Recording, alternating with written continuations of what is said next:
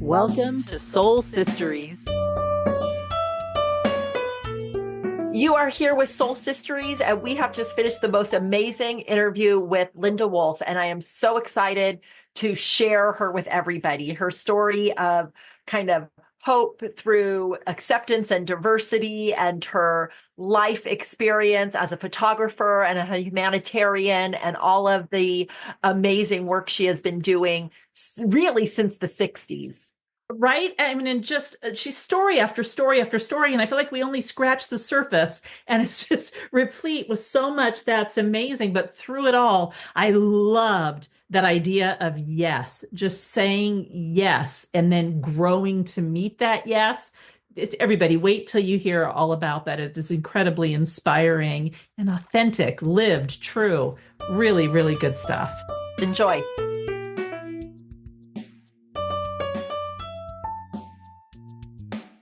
We are here today with Linda Wolf, who was born in Los Angeles in 1950, smack dab in time for the 1960s Cultural Revolution. At 19, she became one of the first female rock and roll photographers. After traveling on tour with Joe Cocker, Mad Dogs, and Englishmen, Linda left the U.S. to live and study in France. Returning 5 years later, she began a series of public art murals sponsored by Kodak. Linda is an award-winning multidisciplinary artist, a humanistic photographer, author, musician, feminist, activist, memoirist, and devoted daughter, mother, grandmother, wife, and friend. She was the founder, executive director of 2 nonprofit organizations for girls, a workshop leader, fundraiser, and advocate. What unites all this is her deep love of life, nature, people, and a lifelong commitment to social justice. Over her 50 years as an artist, Linda Wolf has moved seamlessly between rock and roll, photojournalism, fine art, public art, street, documentary, and portrait photography. Her work is part of numerous documentary movies, books, and art collections. Linda co-founded Women in Photography International, along with Carrie Mae Weems, the Daughter Sisters Project, and Teen Talking Circles. She's authored 7 published books, fundraised hundreds of thousands of dollars for humanitarian projects, taught and traveled widely as an artist, and produced and facilitated women's empowerment retreats. Her latest book, Tribute, Cocker Power, distributed by Simon & Schuster, was released in 2020. And we are very excited to introduce everybody to Linda Wolf. Welcome, Linda. Thank you. So excited and grateful to have you here. And my goodness, the life you've lived, you really have been in the throes of things. But what I'm struck with so profoundly is this the true humanistic, authentic, staying in the heart and the truth of who you are and how you want to connect in the world throughout all of this. That's so apparent in everything written about you, everything I've read about you, looking at your own materials, the documentaries, all of this. I'm just so moved by your truth to center, and speak to that a little, if you would, if you could, and how it is that you come by holding so closely and fully to your authentic self and leading this life so purposefully in that way. Am I making sense? I feel like I'm talking around something that is so essential and so beautiful. No, you did a great job of making sense. You're asking me how it is that I kept my humanity and stayed true to myself. Yeah. I have to say that my mom and my dad, but particularly my mother, Barbara Wolf, who is no longer on planet Earth, she brought me up to be a feminist, an artist, caring, compassionate, honest, and bold. My mother was an English teacher, English literature teacher. She was also a high fashion model when I was before I was born. She was She was on the track to becoming a Hollywood starlet.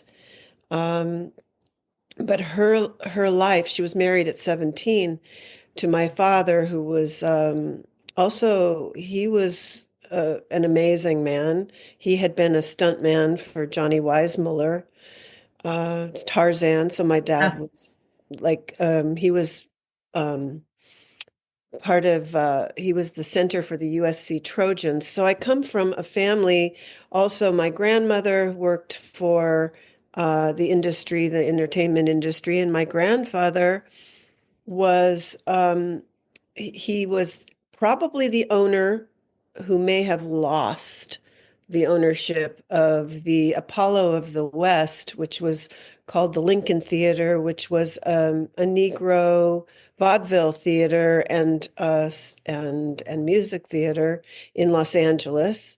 Um, he did end up managing it for quite a while. My dad worked the candy counter when he was a teenager. So our family has been is Jewish, although my mom, which is interesting, was the love of my grandmother and her lover, rather than my grandmother and my grandfather, both of whom died before she was 5 years old. Mm. And I come from a deeply book learning family. Um, my mother was agnostic, so it was not a religious family. I didn't grow up with a religion in specific. I gained my deepest sense of spirituality and religion, or I wouldn't call it religion, I would call it spirituality. Uh, Mhm. the the deepest that I went was when I was 16 and I was part of the counterculture movement, which I pretty much joined with my mom, um, even younger than 16. But the first time I took LSD was when I saw the light, so to speak. I saw life from a vantage point. You spoke to a reverend. I listened to that Mhm.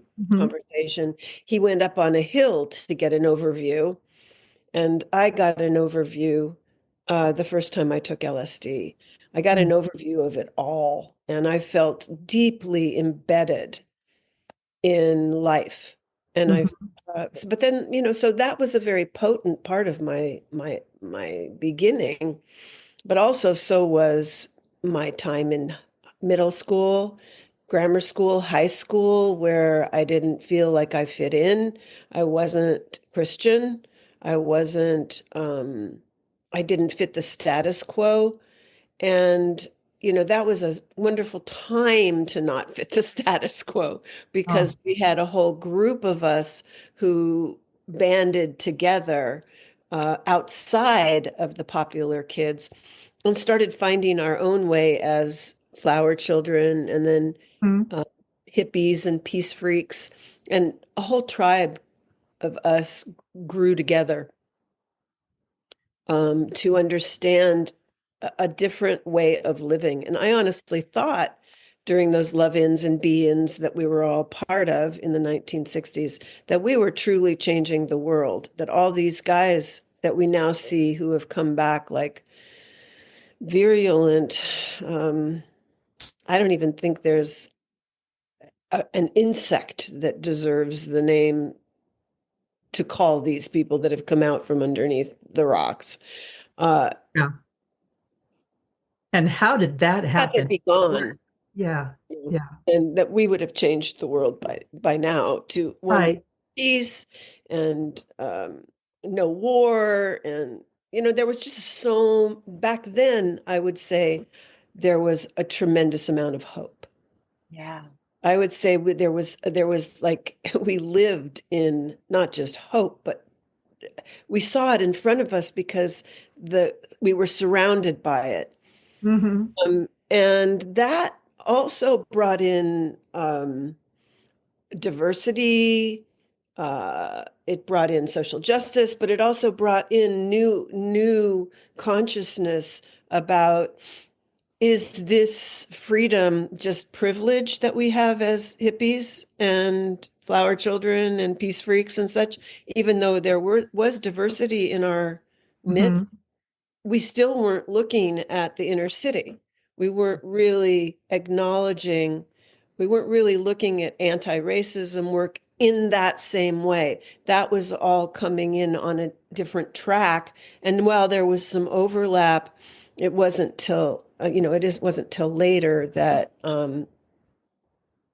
social justice and the idea of racism and white privilege and all of that and womanism, not just white women, Yeah. started to really then evolve from the good that we were involved in back then. And also we saw the taking it to the extreme and how dangerous that was for our health. So Mm. there's like a whole multi-dimensional aspect to how I became a woman. Yeah. And all of that is tied in to the education, the feminist education that I was having, the women I was meeting at the Women's Building in Los Angeles, the Judy Chicago group of artists who, Judy Chicago did the project of vagina plates, Yeah. and great Yeah. artwork.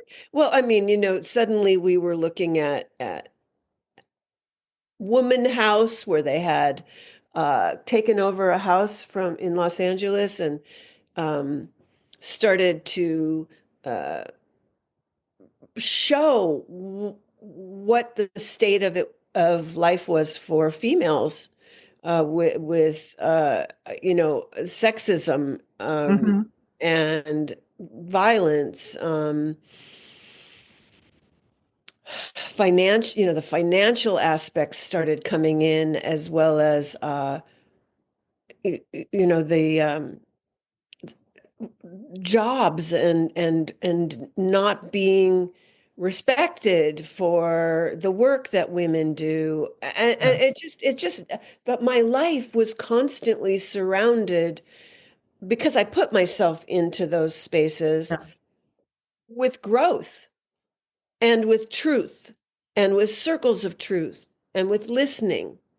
So I'm going to ask you a question in the midst of this. Thank you for sharing all of this. But something you said along the way that I think is so significant, and I want to dig deeper into what is it about you, though? What it is about you that you stayed this course and you've lived this life of activism, of humanitarianism, of creativity, of art, of fellowship, of support, of womanism, all of this. And yet you just spoke a moment ago about the numbers from that very same time who were also sharing communally and experiencing all of this, who have chosen a very different path and have gone really in opposition. Yet you didn't. You have stayed this course. And what is it about? What is that fire in you? What is that awareness in you? What is it in you that is held so truly and profoundly to this course? Well, I mean, a question like that would have me pondering for a while and really so that I could come up with a deeper drilled down answer to that. But I mean, just my first, I'll just riff off what comes to me, from my heart, which is I know the experience of being oppressed. I know the experience of feeling less than. I know the experience of the history of annihilation of peoples, not just the Jewish people in Germany, but peoples in general, the indigenous cultures. I feel it. I feel it inside. I happen to have been born allowed to feel. My upbringing was one where I was allowed to express my feelings. I was allowed to understand what feelings feel like and how to express them and how to learn to express them better and better and better. I was angry. I was angry, and the anger was on top of a lot of grief. And the grief is what, the grief, the anger, as well as the music that I was with, the musicians I was with, where you've got art and music that within it is such a pure sense of self-expression, and a pure merging together of human beings, regardless of whether, you know, like there were issues outside of the music, that when people came together to play the music, the joy and the glory and the grace of that, Yeah. to be in that, was so profound and so free. And the love-ins and the be-ins were free. And also, I had the privilege, the white privilege, plus the financial privilege of being able to go into spaces, multicultural spaces. And I'll give you an example of how simple that was for me, where my I was given the freedom to be. Yeah. No holes barred. I was free. I was accepted, I was welcomed, and I was free. And you have that kind of a situation combined with the heart of knowing what it feels like, and then being able to connect the dots of how it must feel like, or does feel like, for others. I don't know, it just was like fuel. It was fuel for me. And I was successful. My voice was successful. I made, I got in trouble. I got punished. Um, I got banished, but I was successful too. And one of the ways in which I can just give an example of the kind of space that accepted me and let me be who I was when I would visit my father, who worked in downtown LA for a large transportation company. The majority of people working for the company were people of color, Mhm. Latino, Black. They were, it was hundreds of staff in his company, but he was the vice president who could never be president because he was Jewish. That was Mm. real.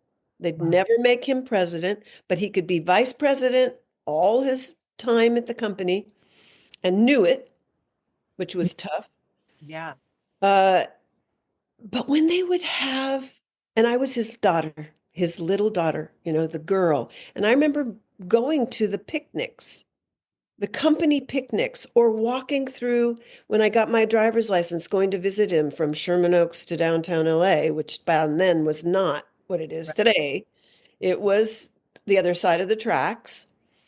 And when I would come in, everybody, and my father was so beloved, everybody would go, "There's Joe's daughter. There's Joe Wolf's daughter." And I could be off on my own through the company picnics, walking from blanket to blanket and getting to know people.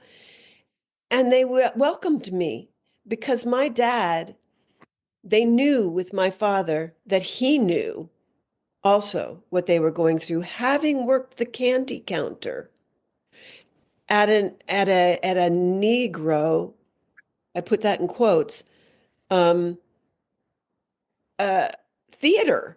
He was told, "You do not ever, ever uh, be rude. Mhm. Never Wow. to our clientele. You never be rude. You always treat everyone with respect." So he learned that back in the 40s. Plus, he Mhm. was on, a team. Yeah. So he had that connection.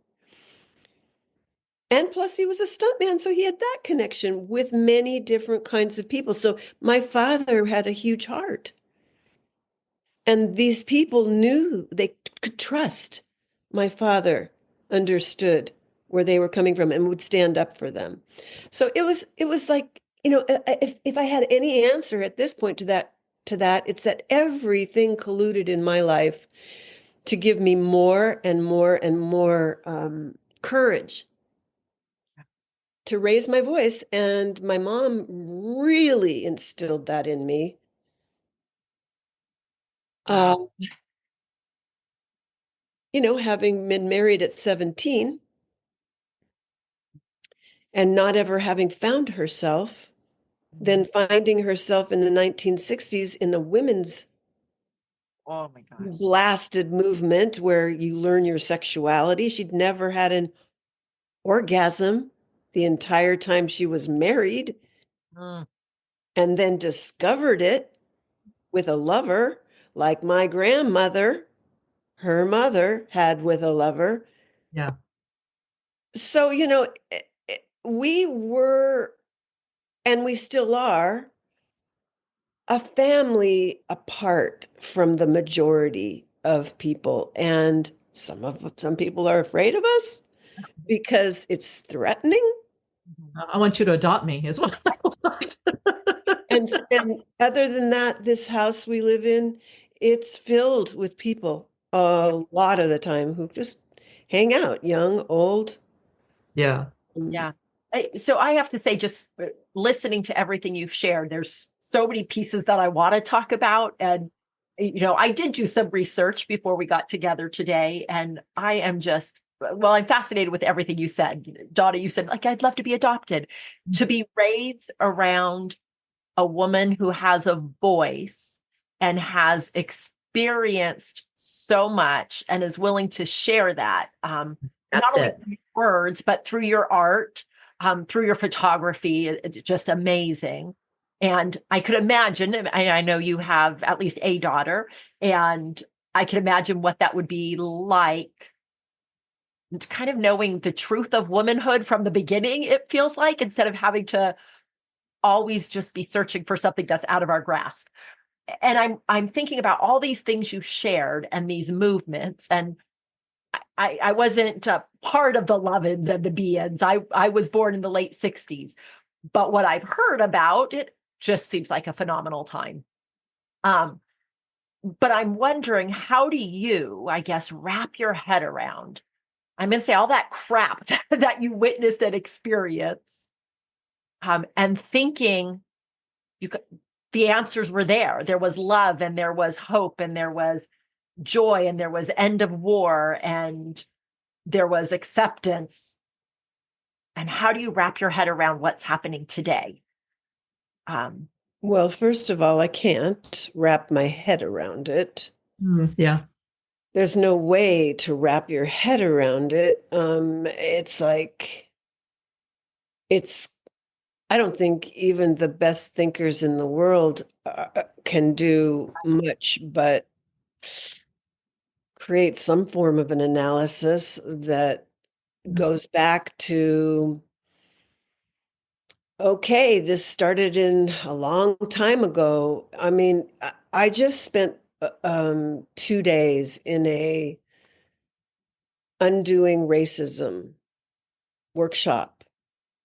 And we were given the history that I don't think I ever put together. It was like pieces of it I knew, but not like the right. fact that white, we talk about race being a construct, a very painful reality, but a Yeah. construct. And that the white race was actually constructed from our European, from who we were as Europeans. We weren't white in Europe, we were Europeans. Mm. And we have paid a tremendous cost to import races, to create racism and import racism. Yeah. And we basically, it feels as though 400 years of racism back to Jonestown when, Pocahontas was a child stolen in order to gain a foothold by the English in land and to Mhm. start exploiting and try to wipe Native Americans Right. out of the United States, which wasn't even the United States, it was colonies then. I mean, it just goes back so far, this power over by necessity that other people consider necessity, Yeah. workers, money, land, um, and to create these separations between us. And it's basically that is what is still happening. I mean, I think a tremendous amount of this is about racism. Yeah. And Most how I live with that, definitely. because we've only been living with this for about 2 or 3 weeks now, as bad as it is. Mhm. So I think all of us are just going, hmm, wow, how am I going to walk? How am I going to pick up my grandson today Mhm. and not just want to sob? Mhm. How am I going to hold myself? What am I going to do? And so, it comes to me and my friends and my family, and especially one of my daughters who's pregnant, who cannot tolerate going into all of the conversations that I would go in with her. Oh, did you hear this? And oh, have you heard that? And what about this? Because they're right now happening so fast and furiously. The only thing I can come to at this stage of the game, 3 weeks in, Mhm. is I have to do what I can locally with the people I love, stand up, continue to stand up and speak out wherever I feel it and am safe enough to do it. Consider that I must be with my friends. I cannot listen to the play by play Right. throughout the day. Yeah. I can't do it. There's no way we can hold this in our minds, Right. in our hearts. It's like it's in there, Yeah. but it's going to take, what gives me hope, and I know hope is a difficult word. I would say I'm optimistic. Mhm. Hope, it's kind of a hopeless word for me on the level of the word trying. I used to teach my daughters, try to pick up that glass of water. Mhm. Try to pick it up. And they'd reach for it and pick it up. I'd say, no, just try to pick it up. You never quite reach it Right. Mhm. when you're trying. And hope is as I had been educated to understand, was the greatest evil in Mhm. Pandora's box, the heaviest that never got out of the box Mhm. because it was so heavy. Because living in hope is almost to me like trying. Whereas living with optimism Mhm. is something I can wholeheartedly embrace. I can be optimistic, and I am optimistic, even in the face of the fires and horrors that we live with right now, even knowing that eventually the sun's going to burn it all out. We're all going. The planet's going, so I can still live with optimism every single day and find it all over. But I don't know. I mean, I hope things work out, but to me, it's more of I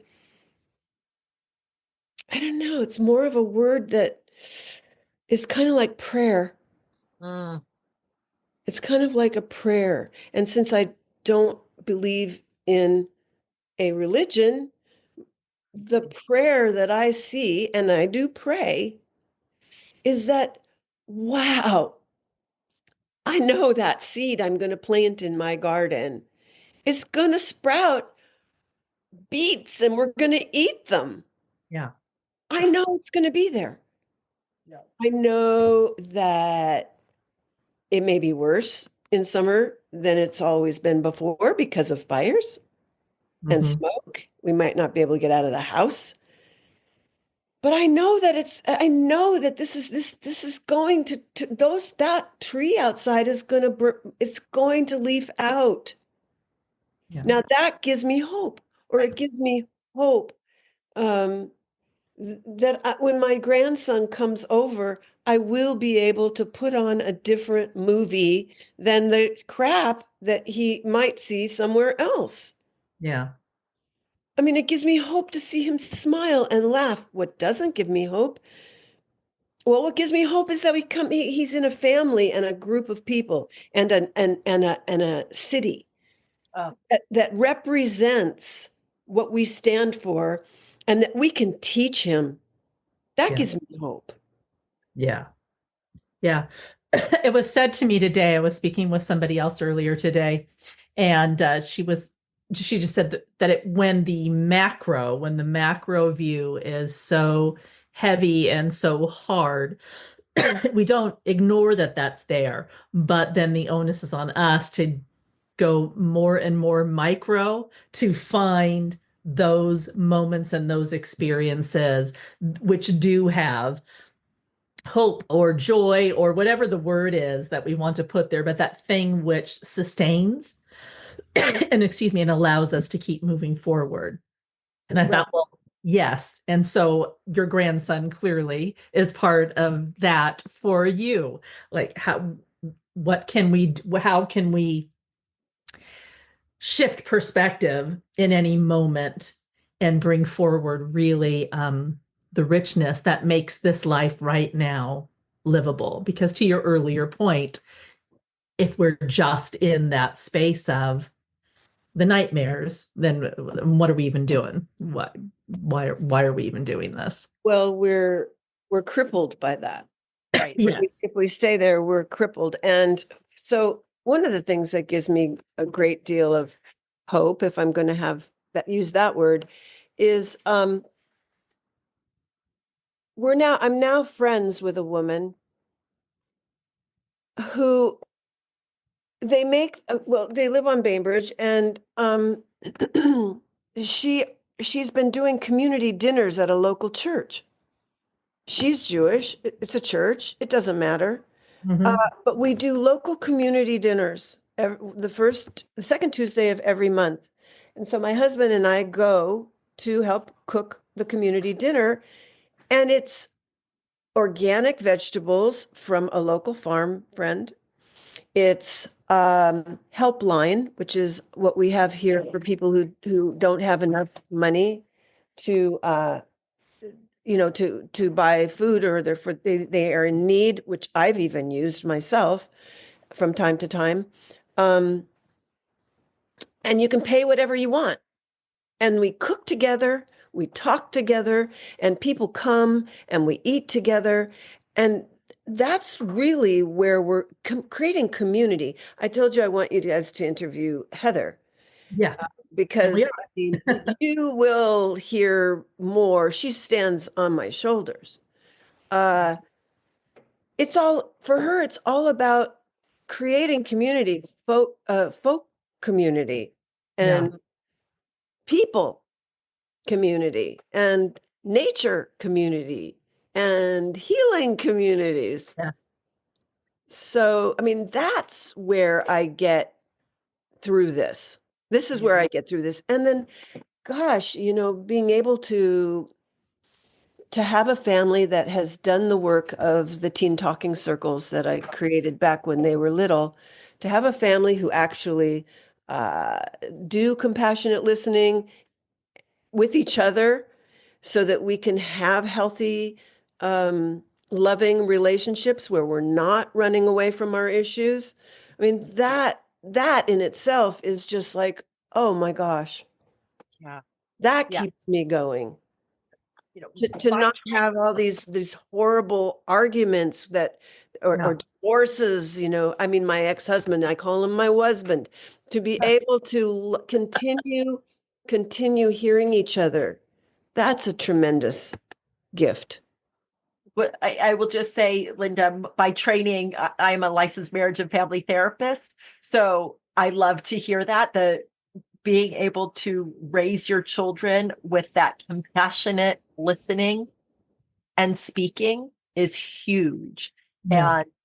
And I want to go looking at your history. I was looking at your that breathe, your Oh, breathe yeah. portfolio, I guess, Mhm. and reading about the caravan that you were part of and how very cool that your friend called you and said, get here and take some pictures. But I was drawn just looking at all of your pictures. And again, thinking about where we are today and seeing the same things going on. Um, and then my memory of Bainbridge Island, which I just adore. I know Donna shared that we've spent some time in Bainbridge Island. The last time I was there just a couple of years ago, I finally went to the Japanese American internment memorial that's Oh, there. yeah. Uh-huh. I finally, my aunt took me and I got to experience that. And I couldn't help but just kind of put all these pieces together of you and your breathe. Oh, go ahead. Excuse me for just a second. I'm listening. Okay, I'm back. Good. Yeah, the breathe and Yes, and I'm just putting this all together, the caravan and what you went and experienced down in Mexico City, the history I know that took place on Bainbridge Island and our, basically sending to the internment camps, in California and Idaho and elsewhere. And then today, what's going on today, and you're talking about how you hold out this piece of hope even kind of in this chaos when all of this stuff is going on. And I guess I kind of want to see how it all threads together for you, your humanitarian work, your efforts with the caravan in Mexico, the um, the nonprofits you started, the mother-daughter group and the teen talking circle, which I'm totally drawn to, and I want to like bring to my students who are counselors out in the all around the country right now. And I just kind of want to hear you talk about how you've, I guess, gone from one to the next and how you weave it all together. And just, yeah, because I'm just floored by what you do kind of humanitarianly. well, thank you. I'm going to take you to my other room because I have a beautiful, supportive, glorious husband who is in need of lunch. Oh, And please. I'm going to get out of the dining room and go into my bedroom so I can actually, and if I lose you, I'll call you back, but I think this should work. Enjoy your lunch, Eric. Thank you, Eric. But I don't want to keep him from Yes, he able to needs be the in table. that room. So I didn't even realize what time it was. So Oh, sorry. poor guy, he's probably starving. Hopefully Anyway, you. if you ever do this as a video, you'll have two rooms now. Um, so the question was, how did I weave all these things together? But like it seems somebody could look at you and say, oh, she has this career as a photographer. Mhm. That's one piece of it. But oh my gosh, she's got this career as this humanitarian. And she's got this career in the kind of nonprofit world of really raising up daughters. Uh-huh. And it's like somebody who had three different lifetimes, but you've woven them all together. And I guess I would love to just hear how you do all of that. Wow. Desperation? I don't know. I mean, it's kind of like I suppose, I was going to give you a ridiculous answer, like the kitchen chairs at our dining table are all different. And before my husband came, every plate was different. And I don't like being in the same place a lot. I don't like eating the same thing for breakfast every day. I don't know. I mean, because of all of the ways in which um, they all interact, they're all interwoven. It's all interrelated. There isn't a way to separate them out. Each one affects the other. I'm Uh, hearing, so from what it harkens back to what we were saying earlier, if I may, I'm hearing the thread, and the thread is it goes back to just who you are, and you are living so truly and authentically in the truth of who you are that you are compelled to do where it is that you're led and where you feel you can make a difference or that it can, it's Exactly. just the right thing to do. I Exactly. hear that in what you're They're, sharing. they're all interconnected. Yeah. Right. It's a systemic interconnection that we have learned about in quantum physics and in every aspect. If we took it and looked at and mapped it out, they're all integrated. They're all interrelated. It's just like with racism. You take the barrio, you take the reservation, um, you take Prison. you take the ghetto, you take those communities, and then around those communities, you've got insurance, you've got um, environmental racism, you've got schools that are education, you've got all of the every aspect of life. It's all integrated. You cannot really separate one out from the other. So I just don't. I just go, okay, what's up now? Yeah. What Yeah. what's hurting? Where is it I need to learn? When Neva Welton and I did the book Global Uprising, which you know about, confronting the tyrannies of the 21st century, stories for new generation of activists for teenagers, the book is for. We didn't know like a lot of these we were part of the WTO Mhm. planning committee, but that was because I had a boyfriend at the time who was part of the WTO planning committee, and he was turning us on to all of this stuff. But I didn't know all of these things. So each one of the people that we interviewed, from Noam Chomsky to, all of them, um, we went to them and said, look, we're doing this for teenagers. Silence about this in, our own world. We knew we're doing it for us. Yeah. We don't know what it is. So could you just tell it like you would to an eighth grader? Because that's who we are. We're the eighth Hmm. graders. Hmm. We don't know about what you know. What do I know about sweatshop labor? Mhm. Etc. So, yeah, it's all about what I guess my growing edge. Where is my growing edge? And then also at some points I know to I want to contradict saying that it's all racists. I mean, it's all gang members and criminals in these caravans. And then, lucky me, my sister-in-law has lived in Mexico City for 30 years and is the head of an organization she founded for women and families in migration. So Mm. through her, I knew more than I would have ever known if I didn't Right. know her. And she said, "Look, if you want to show that it isn't criminals, come now." And all the other things that I've been involved in. I would say, um, anyway, I guess I've said enough. Yeah. I feel like we're just touching the surface and that I could talk to you for hours and hours. I'm so appreciating everything you're sharing, and I want to hear more. And there are so many untouched threads.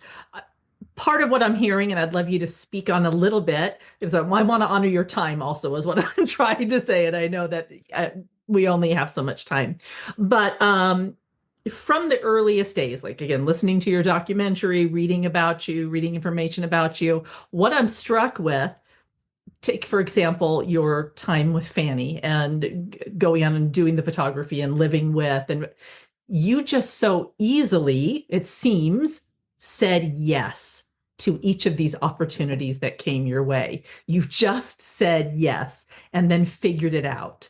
You spoke to it a little bit earlier based on that foundation you had with your mother in particular, but also your father. But can I ask you just that question to speak on that a little bit more? What is it that drives you or enables you to say the yes? Well, how does that happen? And is it as simple as just say yes and figure it out later? Yeah, it is. It is. And actually, Heather was saying that recently. in terms of her writing and performing, she's opening for a really fabulous act in July, and she only just in the last 10 years devoted herself to music. So here's a 40-year-old woman who keeps saying yes. So basically what she's saying is yes, but now she has to grow to meet the yes. Yes. Yes.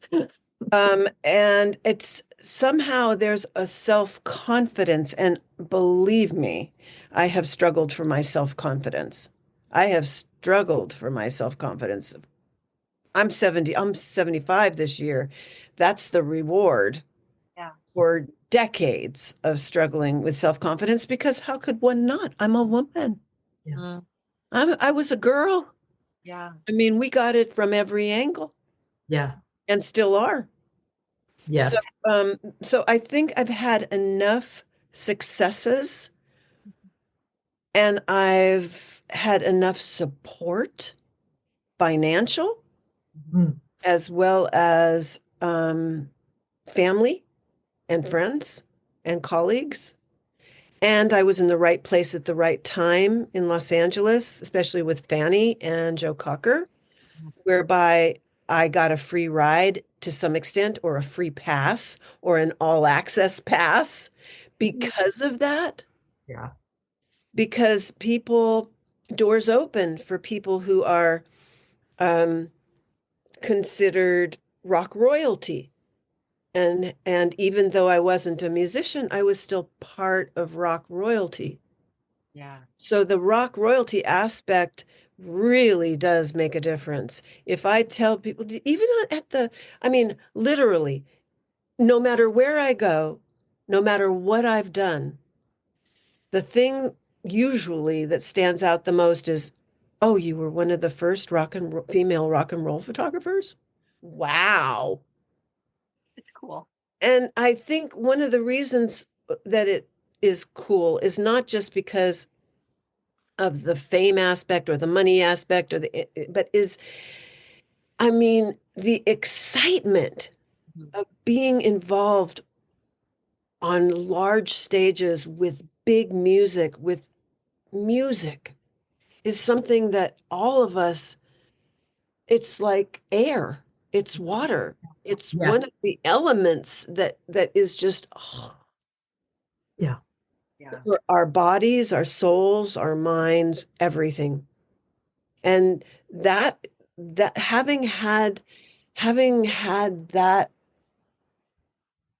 um privilege really, and having those friends and knowing somehow, I mean, to think that the seed of my entry um into everything that I've become started with music. Yeah. It started with the Drifters up on the roof expressing my loneliness. It started with Bob Dylan and his first album, Maggie's Farm, understanding a little bit about racism. It started with King Bee with the Rolling Stones and finding my sexuality. Just like pop up. Whoa, I'm hot. And then to meet Mick Jagger at 14 because I snuck backstage to meet my idol I just said yes.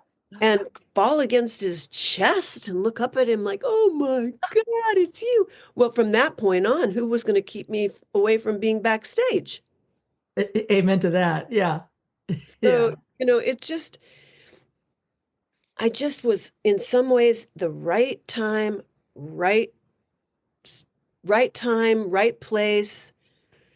And And you said yes. and And I you said yes. just kept saying, okay, I'm gonna keep on keeping on. Yeah. And you Yeah. kept through the doors. I mean, it was like, oh, there's that. Sure, let me go. There's that. Yep, I'm going to jump on the plane and get there. I mean, yeah, I don't know what it was that had you go to France for those 5 years, but like amazing. You're a young woman and you're like, yep, I'm going to leave the country. Not a problem. Let's go. That's just, that's what I want for my own daughter who's 20 right now. That's how I want her to greet the world. That's what I'm hoping to pass on to her. And what you're modeling. Yeah, I'm trying. It sounds like it. And this is one way, just like with my books, this is how I educated my daughters. I don't know how old your daughter is. How old is she? She's 20 now. My daughter is 20 now. Yeah. Well, this is how I educated them, is just to keep bringing them into the spaces where people are talking like this, or where they're going to get this kind of information. Yeah. That's important. Very important to me.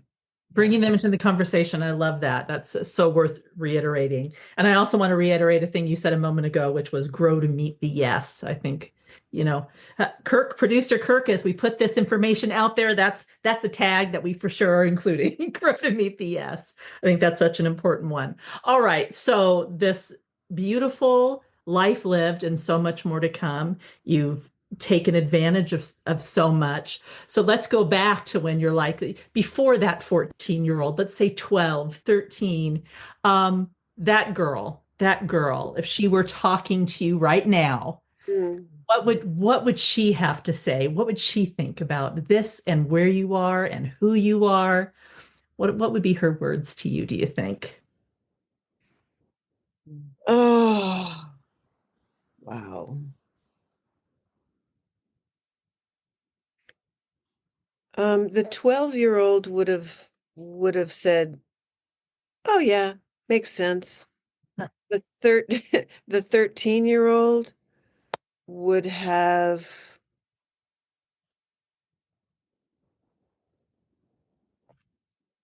I oh I the 13-year-old would have might not have ever believed it.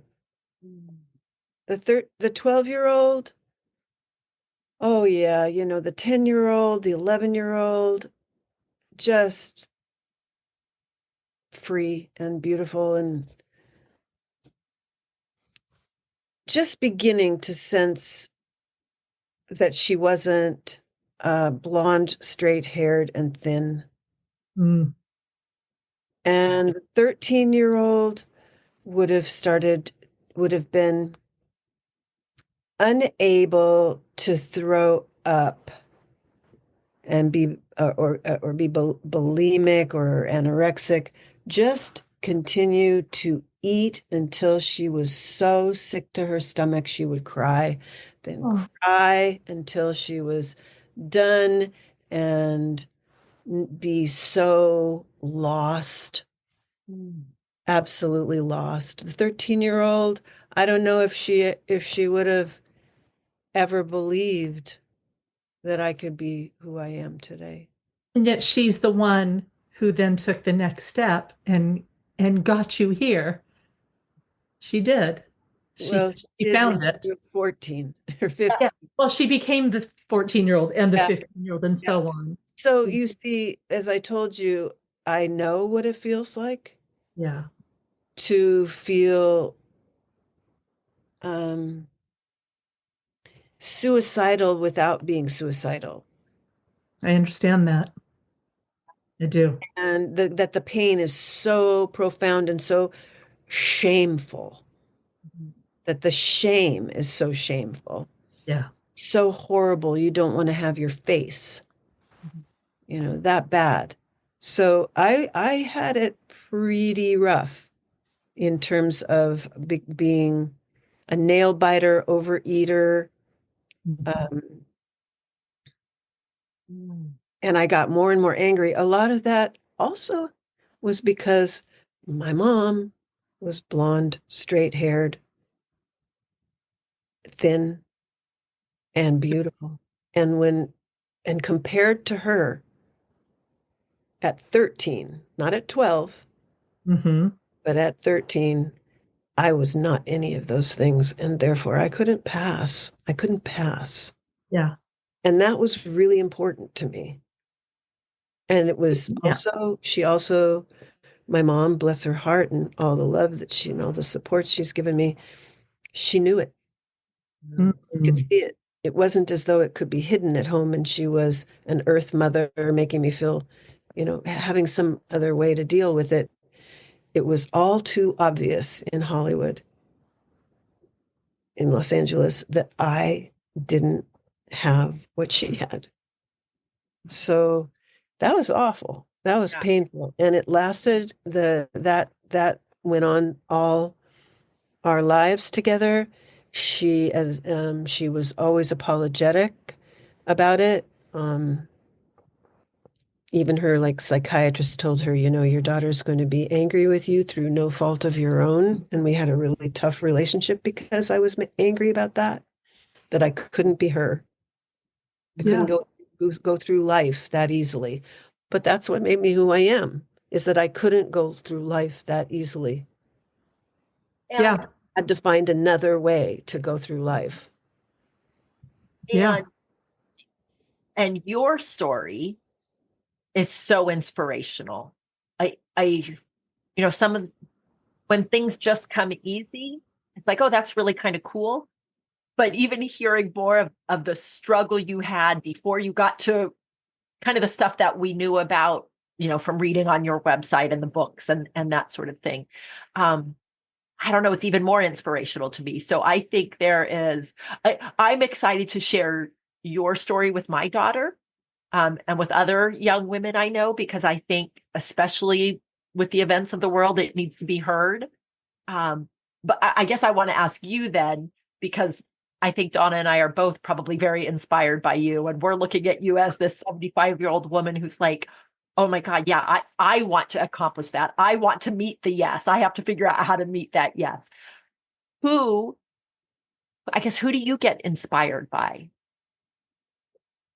Oh, wow. So many people. It can be so many different kinds of people. In terms of public people who, I mean, geez, oh my gosh. Mhm.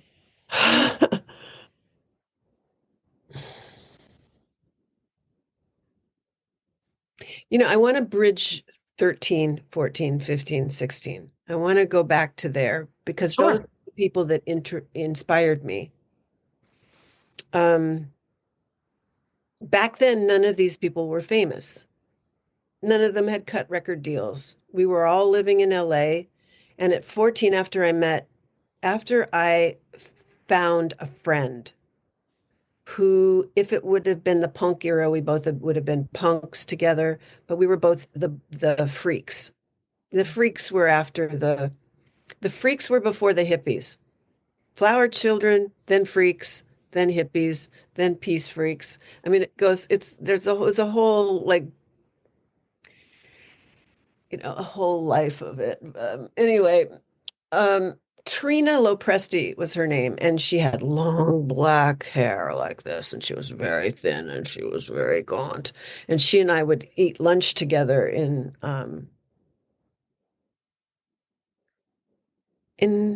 high school. I guess the first year of high school we met. And it must have been earlier than that. It must have been middle school because I was 14 when we went to the Tammy show and we snuck backstage. So it was middle school. But she was my hope, if there was such a thing, Mhm. because the two of us together, I wasn't alone anymore. Yeah. And we both loved the Rolling Stones. We both loved the counterculture that was just starting to burgeon. We both wanted out of our families. We both were bad girls together. Um, it led me to Hollywood, where I would hitchhike. Your daughter might find a better way to do this, but back then it was pretty safe to hitchhike from the San Fernando Valley into Hollywood. And I used to get picked up. I got picked up by all kinds of people, from DJs who would give us passes to the Hollywood Bowl to to meeting a boyfriend at 16 who lived in a big commune where Jackson Browne lived. And I know you're familiar with Jackson Browne's music. Mhm. Jackson was not a famous person at the time. He was only 17 and a half. And I had quite an event with my first love, which I don't need to go into, but that night I spent on the end of Jackson's bed as he played all night long practicing his music. And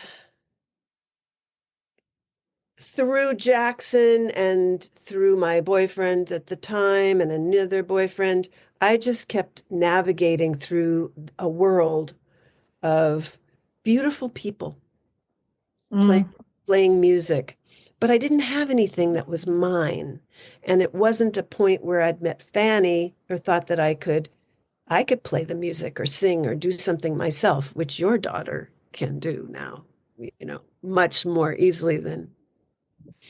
And from Jackson, who inspired me, and the people in the band that I met who inspired me, to meeting June Millington, yeah. and then living with Fanny, and then my world just was opened to everything because I met a group of girls who were each one devoted and committed and disciplined.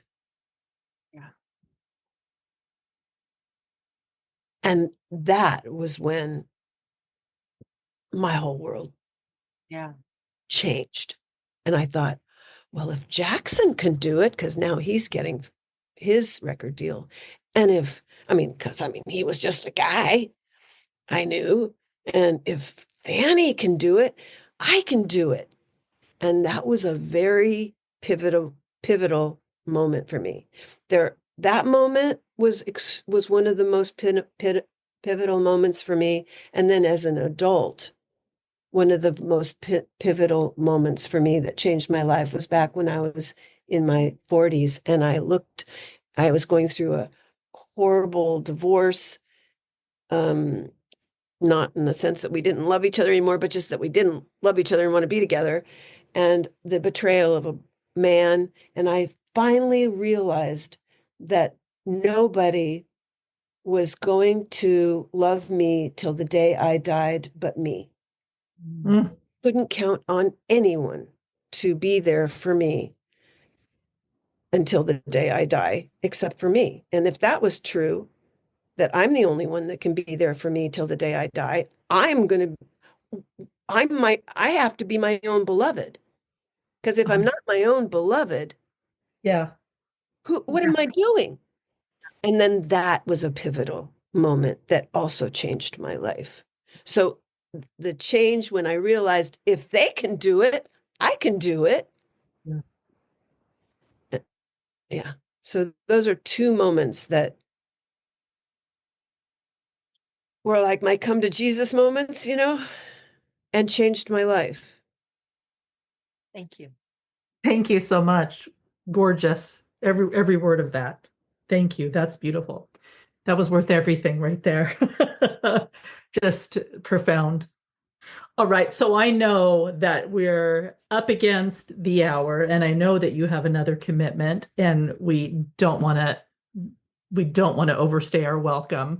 Are you okay if we do, or we jump into what we call our rapid fire? They're not really that rapid fire, but just a little series of questions that are fun, and we just whatever comes first to your mind, and we'll Okay. just go through those. Is that all right with All you? right. I'm so honored that you're doing this with me, and I just appreciate it so much. I appreciate being invited. I just love it. So thank you. Thank you. I mean, the honor is ours, and we are just so grateful that you've taken this time. And I've loved every moment of this. Truly, truly. Whew. I'm gonna weep. This is just it's so gorgeous to connect with you and hear all that you have to share. I'm taking it all in, just straight to my heart. Thank you so much. Thank All right, you. sis. I'm emotional. You go ahead. Start the questions. Start the Oh, questions. good. I love that. Yeah, get emotional. So kind of like, when the politician walks onto the stage and they have their walk-in song. What is your walk-in song? Oh boy. Um, Geez. Right. Oh, my walk-in song. Oh my God. The one that comes to my mind is probably one that I would never have come to my mind.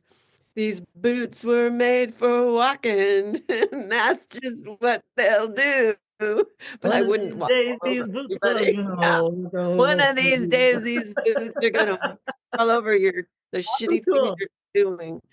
All right, No, what no way. book changed you? Catcher in the Rye.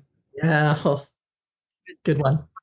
What movie lives rent-free in your brain?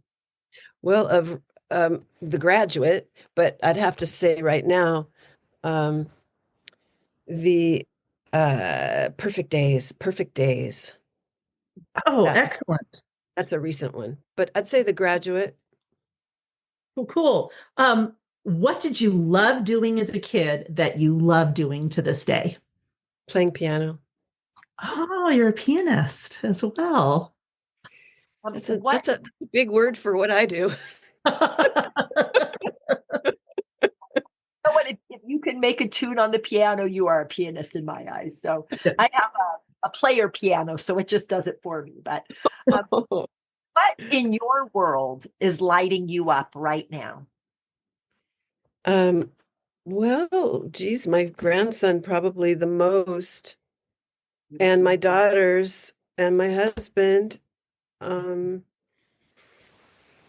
but I have a daughter who's now pregnant again, and I know how I was singing love songs on my way for the last baby after he was born. But I have an extraordinarily beautiful grandson with hair down to the middle of his back, and he is just mwah. Yeah, Yeah. yeah, lots of light, lots of light. That's gorgeous. All right. Well, maybe we can substitute the word optimism rather than hope here. What color is optimism? Ooh, it'd be rainbow. Ah, love it. And so we usually start with like, hope through, how do you gain hope? So your hope is through. So your optimism is through what? People like you. Oh, thank you. Oh, I'm taking that deep in my heart right now. I promise you. Yeah. Uh, okay. The meaning of life is. The meaning of life. Death. Wow. yeah. Wow. We could talk an hour on that one. Wow. And I All think right. Go ahead. No, no. last, Bring it on home, sis. our last question, and we say hope. Hope is what? And if you want to substitute optimism, we can do that. So hope is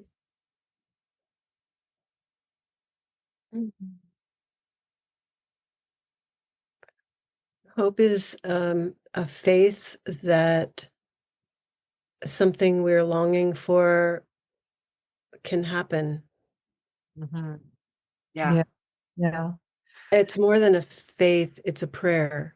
It's a prayer. Hope is a prayer that something that we're longing for will happen.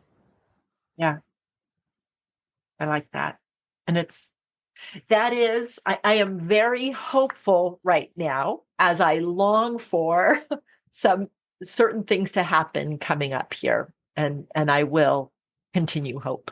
And I love that you have been willing to share this time with us. And I'm probably going to do a deeper dive into some of your work. And I want to get up to Bainbridge Island again. And like I will find you on the island somewhere. Hey. A small island. Yeah, I bet you're running across our auntie up there all the time, actually, because it's a small community up there, and you would love her. She's a lovely person. It's your auntie. Her name is Sue. She has a little well, she had a shop in Pike Market for years and years and years where she hand painted children's clothing. And Oh, it was just lovely. And now she's doing her artwork. She calls it My Second Life Is Now. And she and her husband basically like rebuilt their home themselves, their own two nice. little hands. She makes textures. She's just a lovely, lovely Sounds wonderful. woman of your era also, and just one of the best people I know. Just a good person in the world. She and her husband alike are just beautiful. Well, I look forward to you coming to Bainbridge and having a meal with us. Oh my goodness, It'd yes. be exceptionally grand. Linda, thank you so much. We look forward to talking with your daughter. Perhaps we'll have more conversations. There's so much richness to talk about here, and your openness. We're so grateful for that. Thank you for being with us and You're our so soul histories. Thank you. And do please know um j what I've done with my life is not who I am. Yes, I hear that. I Who hear I that. am is you. We, Yeah. we are Yeah. being what we have to be in order to get through this period of time. Yes. So all of us are doing good work. We're doing the work we do. Thank Yes. you so Yeah. much. Yeah. Beautiful you. Linda, take good care. We send you off with so much love and light and look forward to future conversations. Absolutely. Stay friends. Take Bye. care. Bye-bye. Thanks for joining us today on Soul Sisteries. And thanks for sharing stories with us. We'd love to hear your stories as well and keep the conversation going, absolutely keeping the hope going. So we're really hopeful that you'll connect with our guests as well who have great stories to share. Go ahead and follow them in various social media platforms or live venues, wherever it is that they're performing and sharing what they do. We would love to have you follow us on all of our social media platforms, subscribe and rate, as that will help us get our message of hope out to others. Thanks for listening to Soul Sisteries.